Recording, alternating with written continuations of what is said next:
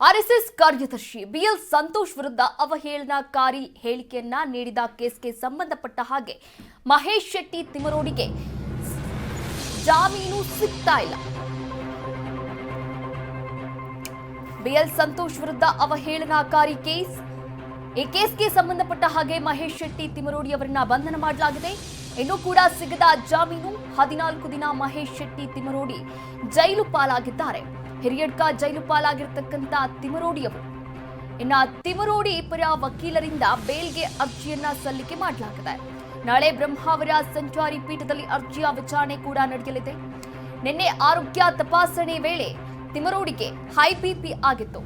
ಇಂದು ಸಹ ಮಹೇಶ್ ತಿಮರೋಡಿಯ ಆರೋಗ್ಯ ತಪಾಸಣೆಯನ್ನ ಮಾಡಲಾಗ್ತಾ ಇದೆ.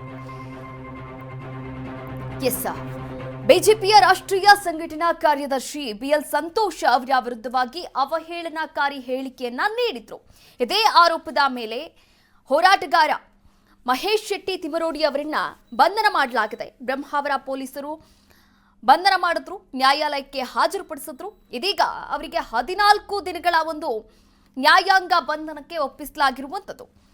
ಬಿಎಲ್ ಸಂತೋಷ್ ಇವರು ರಾಷ್ಟ್ರೀಯ ಸ್ವಯಂ ಸೇವಾ ಕಾರ್ಯದರ್ಶಿಯಾಗಿದ್ದಾರೆ. ರಾಷ್ಟ್ರೀಯ ಸ್ವಯಂ ಸಂಘಟನಾ ಏನಿದೆ ಆ ಸಂಘಟನಾ ಕಾರ್ಯದರ್ಶಿಯಾಗಿದ್ದಾರೆ. ಇವರ ವಿರುದ್ಧವಾಗಿ ಅವಹೇಳನಕಾರಿ ಹೇಳಿಕೆಯನ್ನ ನೀಡಲಾಗಿತ್ತು.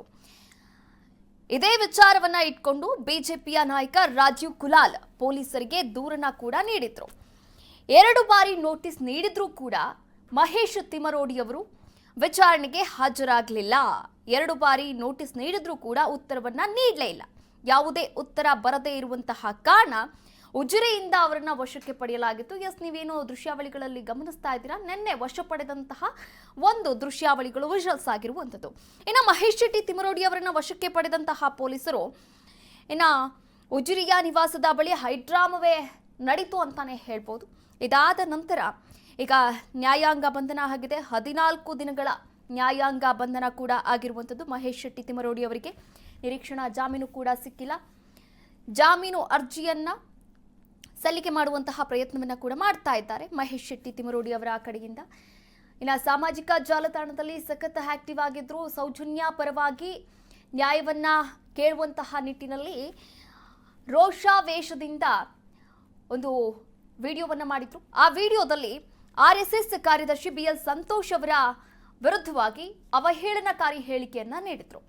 ಇದನ್ನ ಗಮನಿಸಿದ್ದು ಉಡುಪಿಯ ಬಿಜೆಪಿ ನಾಯಕ ರಾಜೀವ್ ಕುಲಾಲ್ ಪೊಲೀಸರಿಗೆ ದೂರನ್ನ ನೀಡ್ತಾರೆ.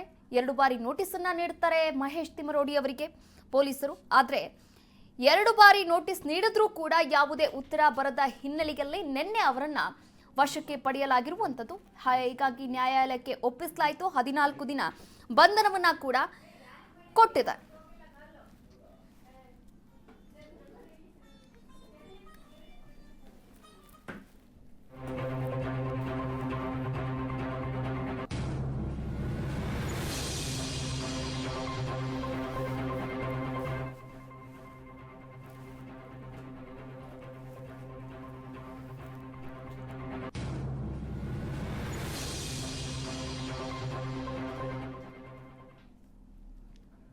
ಇನ್ನು ಬ್ರಹ್ಮಾವರ ಠಾಣಾ ವ್ಯಾಪ್ತಿಯಲ್ಲಿ ನಿಷೇಧಾಜ್ಞೆಯನ್ನ ಕೂಡ ಜಾರಿ ಮಾಡಲಾಗಿದೆ. ಈ ಠಾಣೆಯ 500 ಮೀಟರ್ ವ್ಯಾಪ್ತಿಯಲ್ಲಿ ನಿಷೇಧಾಜ್ಞೆಯನ್ನ ಜಾರಿ ಮಾಡಲಾಗಿದೆ.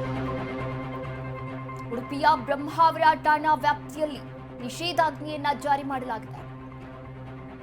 ಈ ಠಾಣೆಯ 500 ಮೀಟರ್ ವ್ಯಾಪ್ತಿಯಲ್ಲಿ ನಿಷೇಧಾಜ್ಞೆಯನ್ನ ಜಾರಿ ಮಾಡಲಾಗಿದ್ದು, ಕಾನೂನು ಸುವ್ಯವಸ್ಥೆಯನ್ನ ಕಾಪಾಡುವಂತಹ ದೃಷ್ಟಿಯಿಂದ ಜಾರಿ ಮಾಡಲಾಗಿದೆ. ಇಂದು ಮಧ್ಯಾಹ್ನದವರೆಗೂ ಕೂಡ ನಿಷೇಧಾಜ್ಞೆ ಜಾರಿಯಲ್ಲಿರಲಿದೆ. ಇನ್ನು ನಿಷೇಧಾಜ್ಞೆಯನ್ನ ಜಾರಿಗೊಳಿಸಿ ಉಡುಪಿಯ ಡಿಸಿ ಟಿಕೆ ಸ್ವರೂಪ ಆದೇಶವನ್ನ ಕೂಡ ಹೊರಡಿಸಿರುವಂಥದ್ದು. ನೋಡಿ, ಕಾನೂನು ಸುವ್ಯವಸ್ಥೆಯನ್ನ ಕಾಪಾಡಬೇಕಾಗಿದೆ. ಹೀಗಾಗಿ ಕಾಪಾಡುವಂತಹ ನಿಟ್ಟಿನಲ್ಲಿ ಬ್ರಹ್ಮಾವರ ಪೊಲೀಸ್ ಠಾಣೆಯ ಸುತ್ತಮುತ್ತ 500 ಮೀಟರ್ ಏನಿದೆ, 500 ಮೀಟರ್ ವ್ಯಾಪ್ತಿಯಲ್ಲಿ ಭಾರತೀಯ ನಾಗರಿಕ ಸುರಕ್ಷಾ ಸಂಹಿತೆಯ 2023ರ ಕಲಂ 163ರ ಅನ್ವಯ ನಿಷೇಧಾಜ್ಞೆಯನ್ನ ಜಾರಿಗೊಳಿಸಲಾಗಿರುವಂಥದ್ದು. ಇಂದು ಮಧ್ಯಾಹ್ನ 1 ಗಂಟೆಯವರೆಗೂ ಕೂಡ ಜಾರಿಯಲ್ಲಿರಲಿದೆ. ನೋಡಿ, ನಿನ್ನೆ ಮಧ್ಯಾಹ್ನ 1 ಗಂಟೆಯಿಂದ ಇಂದು ಮಧ್ಯಾಹ್ನ 1 ಗಂಟೆವರೆಗೂ ಕೂಡ 24 ತಾಸು ಜಾರಿಯಲ್ಲಿರುವಂಥದ್ದು. ಹಾಗೆ ಆಗಸ್ಟ್ 16ನೇ ತಾರೀಕು ಮಹೇಶ್ ಶೆಟ್ಟಿ ತಿಮರೋಡಿ ಅವರು ಫೇಸ್ಬುಕ್ ಪೇಜ್ನಲ್ಲಿ ಲೈವ್ ಬರ್ತಾರೆ. ಲೈವ್ ಬಂದ್ಬಿಟ್ಟು ಬಿಜೆಪಿಯ ರಾಷ್ಟ್ರೀಯ ಸಂಘಟನಾ ಪ್ರಧಾನ ಕಾರ್ಯದರ್ಶಿ ಬಿಎಲ್ ಸಂತೋಷ್ ಅವರನ್ನ ಅವಾಚ್ಯ ಶಬ್ದಗಳಿಂದ ರೋಷಾವೇಶದಿಂದ ಆಕ್ರೋಶವನ್ನ ವ್ಯಕ್ತಪಡಿಸ್ತಾರೆ, ನಿಂದಿಸ್ತಾರೆ, ತೇಜೋವಧೆ ಮಾಡಿದ್ದಾರೆ. ಹೀಗಾಗಿ ಇದನ್ನ ಆರೋಪವನ್ನ ಮಾಡಿ ಉಡುಪಿಯ ಗ್ರಾಮಾಂತರ ಬಿಜೆಪಿಯ ಮಂಡಲಾಧ್ಯಕ್ಷ ರಾಜೀವ್ ಕುಲಾಲ್ ದೂರನ್ನ ಕೂಡ ನೀಡಿರ್ತಾರೆ. ಇದೇ ಹಿನ್ನೆಲೆಯಲ್ಲಿ ಬ್ರಹ್ಮಾವರ ಪೊಲೀಸ್ ಠಾಣೆಯಲ್ಲಿ ತಿಮರೋಡಿ ವಿರುದ್ಧ ಪ್ರಕರಣ ದಾಖಲಿಸಿಕೊಳ್ಳಲಾಗಿತ್ತು. 2 ಬಾರಿ ನೋಟಿಸ್ ಅನ್ನ ಕೂಡ ನೀಡಲಾಗಿತ್ತು. ನೋಟಿಸ್ಗೆ ಉತ್ತರ ಬರದೇ ಇದ್ದಂತಹ ಸಂದರ್ಭದಲ್ಲಿ ಡೈರೆಕ್ಟ್ ಆಗಿ ಉಜಿರೆಯ ಅವರ ಮನೆಯಿಂದ ಅವರನ್ನ ಅರೆಸ್ಟ್ ಮಾಡಲಾಗುತ್ತೆ. ಅರೆಸ್ಟ್ ಮಾಡುವಂತಹ ಸಂದರ್ಭದಲ್ಲಿಯೂ ಕೂಡ, ವಶಕ್ಕೆ ಪಡೆಯುವಂತಹ ಸಂದರ್ಭದಲ್ಲಿಯೂ ಕೂಡ ಒಂದು ಹೈ ಡ್ರಾಮವೇ ನಡೆದಿರುವಂಥದ್ದು. ಮಹೇಶ್ ಶೆಟ್ಟಿ ತಿಮರೋಡಿ ಅವರು ಹೇಳ್ತಾರೆ, ನನಗೇನಾದ್ರೂ ಆಕಸ್ಮಿಕವಾಗಿ ಏನಾದ್ರೂ ಹೆಚ್ಚು ಕಮ್ಮಿ ಆಯಿತು ಅಂತಂದ್ರೆ ಈಗಿನ ಸರ್ಕಾರ ಅಂದ್ರೆ ಕಾಂಗ್ರೆಸ್ ಮತ್ತು ಬಿಜೆಪಿ ಕಾರಣ ಎನ್ನುವಂತಹ ಒಂದು ಮಾತನ್ನ ಹೇಳಿ ಅಲ್ಲಿಂದ ಅವರನ್ನ ಪೊಲೀಸರ ಜೊತೆಗೆ ಹೋಗಿರುವಂಥದ್ದು ಇದೆಲ್ಲವೂ ಕೂಡ ಸಾಮಾಜಿಕ ಜಾಲತಾಣದಲ್ಲಿ ಸಾಕಷ್ಟು ವೈರಲ್ ಆಗಿರುವಂಥದ್ದು.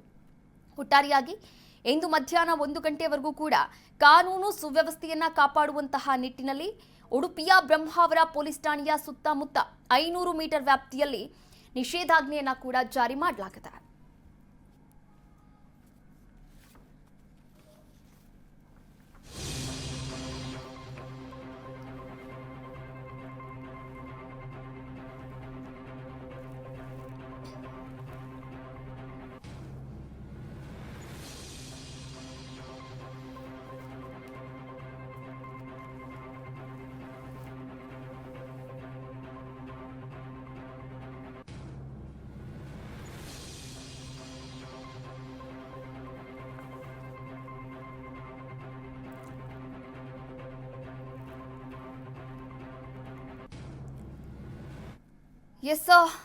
ಈಗಾಗಲೇ ತಿಮರೋಡಿ ಅವರನ್ನ ಬಂಧನ ಮಾಡಲಾಗಿರುವಂಥದ್ದು. ತಿಮರೋಡಿ ಅವರನ್ನ ಬಂಧನ ಮಾಡಿ 14 ದಿನಗಳ ನ್ಯಾಯಾಂಗ ಬಂಧನಕ್ಕೆ ಕೂಡ ಕೊಡಲಾಗಿರುವಂಥದ್ದು. ಹಾಗಾದ್ರೆ ಏನೆಲ್ಲ ಒಂದು ವಿಚಾರಣೆಯನ್ನ ಮಾಡಲಿದ್ದಾರೆ ಈ ನೋಡಿ, ಧರ್ಮಸ್ಥಳ ಕೇಸ್ಗೆ ಒಂದು ಟ್ವಿಸ್ಟ್ ಸಿಕ್ಕಿರುವಂಥದ್ದು. ಅನಾಮಿಕ ಬರ್ತಾನೆ, ದೂರನ್ನ ಕೊಡ್ತಾನೆ, ಅದಾದ ನಂತರ 13 ಪಾಯಿಂಟ್ಗಳನ್ನ ಗುರುತಿಸಲಾಗುತ್ತೆ, ಅಲ್ಲಿ ಶೋಧ ಕಾರ್ಯವನ್ನ ಕೂಡ ನಡೆಸಲಾಗುತ್ತೆ. ಅದಾದ ನಂತರ ಧರ್ಮಸ್ಥಳದ ಬಗ್ಗೆ ಅಪಪ್ರಚಾರ ಒಂದು ಕಡೆಯಾದ್ರೆ, ಇನ್ನೊಂದು ಕಡೆ ಬಿಎಲ್ ಸಂತೋಷ್ ಅವರ ಬಗ್ಗೆ ಅವಹೇಳನಕಾರಿ ಹೇಳಿಕೆಯನ್ನ ನೀಡಿದ್ದಾರೆ ಅಂತ ತಿಮರೋಡಿ ಅವರನ್ನ ಬಂಧನ ಮಾಡಲಾಗಿರುವಂಥದ್ದು. ಈ ಕುರಿತಂತೆ ಇನ್ನಷ್ಟು ಮಾಹಿತಿಯನ್ನ ನೀಡ್ತಾ ಹೋಗ್ತಾರೆ ನಮ್ಮ ಪ್ರತಿನಿಧಿ ಸಂಜಯ್ ಗೌಡ. ಡೆಸ್ಕ್ ಲೈವ್ ಇಂದ ಜಾಯಿನ್ ಆಗ್ತಾ ಇದ್ದಾರೆ. ಸಂಜಯ್ ಗೌಡ, ಏನೆಲ್ಲ ಅಪ್ಡೇಟ್ಸ್ ಇದೆ? ತಿಮರೋಡಿ ಅವರನ್ನ ಈಗ ಅರೆಸ್ಟ್ ಮಾಡಲಾಗಿದೆ, ಹಾಗೆ ಬ್ರಹ್ಮಾವರ ಪೊಲೀಸ್ ಠಾಣಾ ವ್ಯಾಪ್ತಿಯಲ್ಲಿ 500 ಮೀಟರ್ ವರೆಗೂ ಕೂಡ ನಿಷೇಧಾಜ್ಞೆಯನ್ನ ಜಾರಿ ಮಾಡಲಾಗಿರುವಂಥದ್ದು. ಮುಂದಿನ ಪ್ರೋಸೆಸ್ ಏನೆಲ್ಲ ಇರುತ್ತೆ, ಹೇಗೆಲ್ಲ ಇರುತ್ತೆ? ಏನಂತ ಹೇಳಿದ್ರೆ, ಲಕ್ಷ್ಮಣ್ ಅವರಿಗೆ ಒಂದು ಅವಹೇಳನಕಾರಿ ಹೇಳಿಕೆಯನ್ನು ಹೇಳಿದರು ಯಾರು, ತಿಮ್ರೋಡಿ ಅವರು. ಈ ವಿಚಾರಕ್ಕೆ ಸಂಬಂಧಪಟ್ಟಂತೆ ಆ ಒಂದು ಗ್ರಾಮ ಪಂಚಾಯತಿ ಅಧ್ಯಕ್ಷರಾದಂತಹ BJP ಗ್ರಾಮ ಪಂಚಾಯತಿ ಅಧ್ಯಕ್ಷರಾದಂತಹ ರಾಜೀವ್ ಅವರು ಕಂಪ್ಲೇಂಟನ್ನು ಕೊಟ್ಟಿದ್ದರು. ಈ ವಿಚಾರವಾಗಿ ತನಿಖೆಯನ್ನು, ಅಂದರೆ ಈ ವಿಚಾರವಾಗಿ ತಿಮ್ರೋಡಿ ಅವರಿಗೆ 2 ದಿನಗಳ ಕಾಲ ನೋಟಿಸನ್ನು ಕಳಿಸ್ತಾರೆ. ಅಂದರೆ ಬುಧವಾರ ಗುರುವಾರ ನೋಟಿಸನ್ನು ಕೊಡ್ತಾರೆ. ಒಂದು ಪೊಲೀಸ್ ಠಾಣೆಯಿಂದ ನೋಟಿಸನ್ನು ಕೊಟ್ಟಿದ್ರೂ ಕೂಡ ಆ ಒಂದು ನೋಟಿಸಿಗೆ ಯಾವುದೇ ರೀತಿ ಪ್ರತಿಕ್ರಿಯೆಯನ್ನು ಕೊಟ್ಟಿರುವುದಿಲ್ಲ. ಆ ಕಾರಣಕ್ಕಾಗಿ ಪೊಲೀಸರು ಸ್ವತಃ ಹೋಗಿ ಅವ್ರನ್ನ ಬಂಧಿಸುವಂಥ ಕೆಲಸವನ್ನು ಮಾಡ್ತಾರೆ. ಈ ವಿಚಾರಕ್ಕೆ ಸಂಬಂಧಪಟ್ಟಂಗೆ ಬಂಧಿಸ್ಕೊಂಡು ಕರ್ಕೊಂಬರ್ಬೇಕಾದ್ರೂ ಕೂಡ ಅವರ ಮನೆಯವರಿರ್ಬೋದು ಮತ್ತು ಅವರ ಸಹಚರರಿರ್ಬೋದು ಈ ಒಂದು ಪೊಲೀಸರ ಮೇಲೆ ದಬ್ಬಾಳಿಕೆಯನ್ನು ಮಾಡುವುದು ಮತ್ತು ಹಲ್ಲೆಯನ್ನು ಮಾಡುವ ಮೂಲಕ ಅವ್ರನ್ನ ತಡೆಯೋಕ್ಕೆ ಹೋಗ್ತಾರೆ. ಮತ್ತು ಅವರು ಬರ್ತಿದ್ದಂಥ ಗಾಡಿಗೂ ಕೂಡ ಅವರು ಗುದ್ದಿ ಅಲ್ಲೊಂದು ಒಂದು ಅವ್ಯವಸ್ಥೆ ಆಗುವಂತಹ ಸ್ಥಿತಿಯನ್ನು ತರುವಂಥ ಕೆಲಸವನ್ನು ಮಾಡ್ತಾರೆ. ಈ ವಿಚಾರವಾಗಿ ಪೊಲೀಸರು ಅವರನ್ನು ಪೊಲೀಸ್ ಗಾಡಿ ಬಿಟ್ಟು ಖಾಸಗಿ ವಾಹನದಿಂದ ಕರ್ಕೊಬರುವಂತಹ ಒಂದು ಪ್ರಸಂಗ ಬರುವಂಥದ್ದು. ಈ ವಿಚಾರಕ್ಕೆ ಸಂಬಂಧಪಟ್ಟಂತೆ ಆ ಒಂದು ASP ಅವರು 500 ಮೀಟರ್, ಅಂದರೆ ಪೊಲೀಸ್ ಠಾಣೆಯ ಸುತ್ತಮುತ್ತಲಿನ 500 ಮೀಟರ್ನಲ್ಲಿ ನಿಷೇಧಾಜ್ಞೆಯನ್ನು ಹೊರಡಿಸಿರುವಂಥದ್ದು. ಮತ್ತು ಈ ಒಂದು ಪ್ರಕರಣ ಆದ ನಂತರ ಅವರನ್ನು ಆರೋಗ್ಯ, ಅಂದರೆ ತಾಲೂಕಿನ ಕೇಂದ್ರ ಆರೋಗ್ಯ ಆಸ್ಪತ್ರೆಯಲ್ಲಿ ಅವರಿಗೆ ತಪಾಸಣೆಯನ್ನು ಮಾಡಿಸಿ ಆ ನಂತರ ಒಂದು ಕೋರ್ಟಿಗೆ ಅವ್ರನ್ನ ಕರೆದುಕೊಂಡೋಗಿ ಒಂದು ಹಾಜರನ್ನು ಪಡಿಸ್ತಾರೆ. ಆ ನ್ಯಾಯಮೂರ್ತಿಯವರು ಇವರಿಗೆ 14 ದಿನಗಳ ಕಾಲ ಒಂದು ನ್ಯಾಯಾಂಗ ಬಂಧನವನ್ನು ಹೇರಿರುವಂಥದ್ದು. ಮತ್ತು ಅದ್ರ ಜೊತೆಗೆ ಒಂದು ಅಂದರೆ ನಾಳೆ, ಅಂದರೆ 23ನೇ ತಾರೀಕು ಅವರಿಗೆ ಒಂದು ವಿಚಾರಣೆಯನ್ನು, ಈ ಸಂಬಂಧ ವಿಚಾರಣೆಯನ್ನು ಹಾಕಿರುವಂಥದ್ದು, ಅಂದರೆ ನ್ಯಾಯಮೂರ್ತಿಗಳು ವಿಚಾರಣೆಯನ್ನು ಹಾಕಿರುವಂಥದ್ದು. ಈ ವಿಚಾರಕ್ಕೆ ಸಂಬಂಧಪಟ್ಟಂತೆ ಹೆಚ್ಚಿನ ಅಂದರೆ ಪೊಲೀಸರು ಈ ವರದಿಯನ್ನು ಕೊಡ್ತಾರೆ. ಇದ್ರ ಬಗ್ಗೆ ಒಂದು ಹೇಳಿಕೆಯನ್ನು ಅಂದರೆ ಏನು ನ್ಯಾಯಮೂರ್ತಿಯವರು ನಾಳೆ ಏನು ವಿಚಾರವನ್ನು ಹೇಳ್ತಾರೆ, ಅಂದರೆ ಏನು ವಿಚಾರಣೆ ನಡೆಯುತ್ತೆ ಇದ್ರ ಬಗ್ಗೆ ಆ ಒಂದು ನಿಟ್ಟಿನಲ್ಲಿ ನೋಡಬೇಕಾಗಿದೆ. ಅದಾದಮೇಲೆ ಏನು ನ್ಯಾಯಮೂರ್ತಿ ಅಂದರೆ ಈಗ ತಿಮ್ರೋಡಿ ಅವರ ಪರ ವಕೀಲರೇನಿದ್ದಾರೆ ಅವರು ಈ ಜಾಮೀನಿಗೆ ಅರ್ಜಿಯನ್ನು ಸಲ್ಲಿಸಿರುವಂಥದ್ದು. ಥ್ಯಾಂಕ್ ಯು ಸಂಜಯ್ ಗೌಡ ತಮ್ಮೆಲ್ಲ ಡೀಟೇಲ್ಸ್ಗಾಗಿ. ಮುಂದಿನ ಸುದ್ದಿಯನ್ನ ನೋಡ್ತಾ ಹೋಗೋಣ. ನೋಡಿ, ಎಐನ ಬಳಕೆ ಮಾಡಿ ಶ್ರೀ ಕ್ಷೇತ್ರ ಧರ್ಮಸ್ಥಳ ವಿರುದ್ಧವಾಗಿ ಅಪಪ್ರಚಾರವನ್ನ ಮಾಡಿದ್ರು MD ಸಮೀರ್. ಇನ್ನ ಯೂಟ್ಯೂಬರ್ ಎಐ ಬಳಕೆ ಮಾಡಿ ಧರ್ಮಸ್ಥಳ ವಿರುದ್ಧ ಅಪಪ್ರಚಾರ ಕೇಸ್ಗೆ ಸಂಬಂಧಪಟ್ಟ ಹಾಗೆ ಒಂದು ಬಿಗ್ ಅಪ್ಡೇಟ್ ಅಂತಾನೆ ಹೇಳ್ಬೋದು.